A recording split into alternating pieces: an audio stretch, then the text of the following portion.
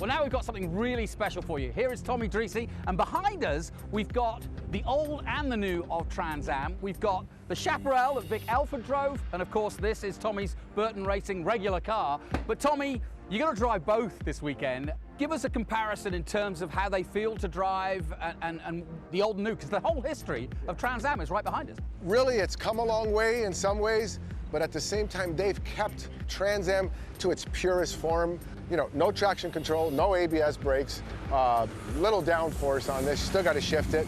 Same thing, no traction control, no ABS brakes, still got to shift them, except there's about 450 more horsepower.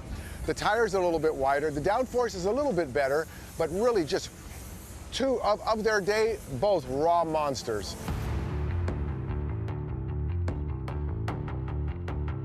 You know, when you compare the two, maybe a 15, 20 second a lap difference. But if you took a 20-year-old Usain Bolt and you told him to come back when he was 70 years old, he'd be a little slower, but he'd still be doing this. Tell us a little bit about what's special about this car that Jim Hall put together.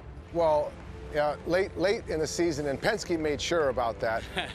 Penske moved from Chevrolet to the AMC Javelin, and with a lot less time than Bud Moore and Penske had, Jim Hall and the Chaparral team built two of these to go Trans Am racing for the factory, and they did pretty darn good in this thing. They finished third or fourth in the championship. Vic Elford, he got in this thing, and in his second race that he drove during that season, he won Watkins Glen, so that was pretty special.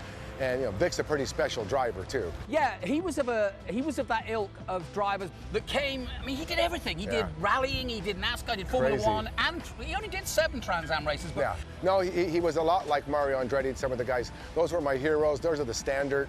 I've done a few different forms of racing, but not like they did, and so successfully. Everything they got into, you know, they won races, they won championships for the factory and for their team owners.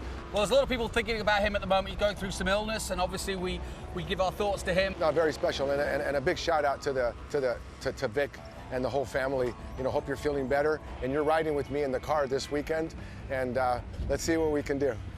Well, have a great weekend and enjoy both cars today. Vic Elford, we love you. You're going to be riding in the car with me this weekend. Much love.